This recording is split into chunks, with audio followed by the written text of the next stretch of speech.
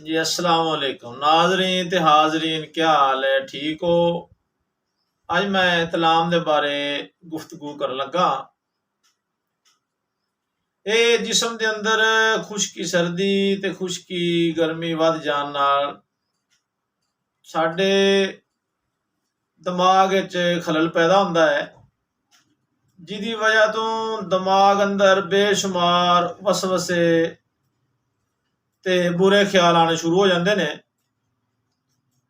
ते इंसान दा दिमाग शैतानी सोच दी अमाजगाह बन जाता है।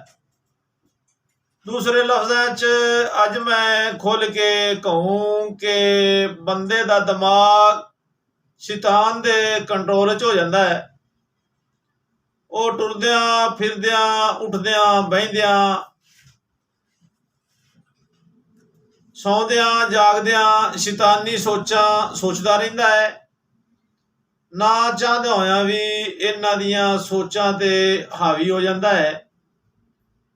नाज़रीन, जागदियां होया ते बंदा सारिਆਂ च फिरदियां टुरदियां इन्हां शैतानी सोचां ते गौर नहीं करदा, पर जदों बिस्तरे ते इकल्ला पैंदा है ते शैतानी सोचां ओहदे ते हावी हो जांदियां ने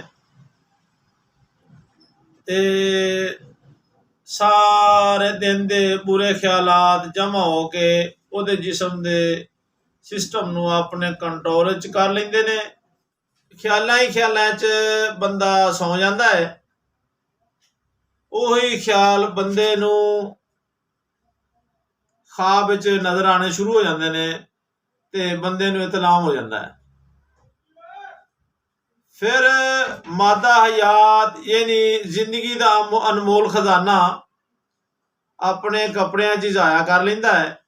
यह सिलसिला अक्सर ही हो जाता है। बल्कि मैं ऐसे मरीजों का इलाज किया है जिन्हां नूं एक रात च 2-3 वारी इतलाम हो जाता है।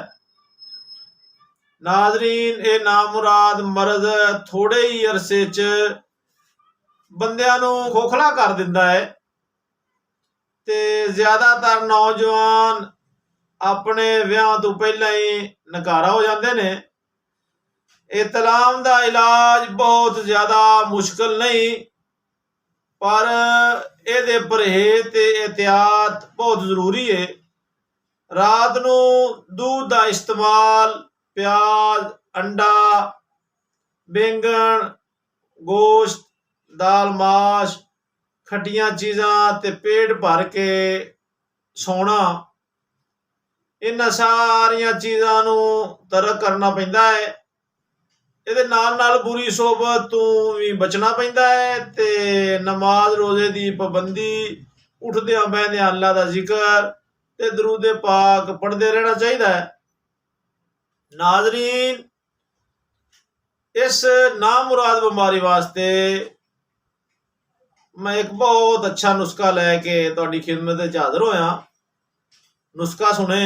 समुंदर सोख 20 ग्राम, लाजवंती 20 ग्राम, तुखम सलारा 20 ग्राम, कूदा मिश्री 20 ग्राम, कुश्ता कली 10 ग्राम ते कुश्ता चांदी 10 ग्राम। इन्हां सारियां चीज़ां नूं लैके अच्छे तरीके नाल बरीक करो। अद्धी चम्मच सुबह, अद्धी चम्मच शाम, खाली पेट पानी नाल खाओ। चम्मच तकरीबन छोटा चम्मच चाय वाला। दोस्तों, अगर ये नुस्खा ना बना सको, बनया बनाया लेना होवे तो मेरे नंबर ते राबता कर लो।